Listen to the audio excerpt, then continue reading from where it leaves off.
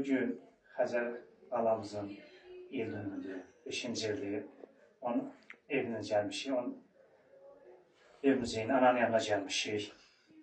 Anaya başsağlığı verməyə gəlmişik.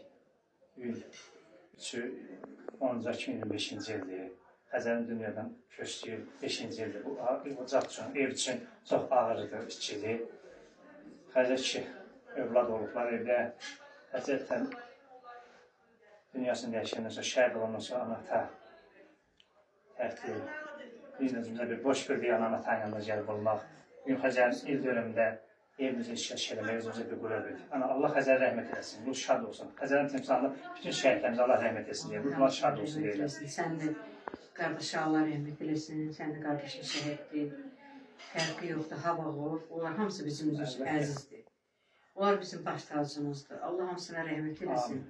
Siz də çox sağ olun, gəlib yanımızda olmuşsunuz. Siz də çox sağ olun, gəlib bizim yanımızda olmuşsunuz. Borcumuz. Allah hamımızdan razı olsun. Bizim borcumuzdur ki, sizin kimi analar huzuruna gəlib, sizin kimi analar ayağına getmək bizim üçün böyük bir qürurdur, fəxridir. Ona görə ki, mən həmişə demişəm, deyirəm ki, cənnətin ayaqlarınızdadır.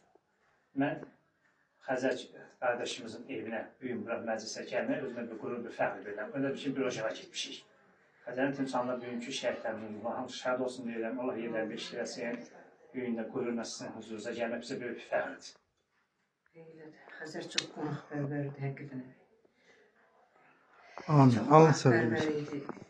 O bizim baş tacımızdır. Biz ona fəxr edirik. Niyazla da fəxr edirik.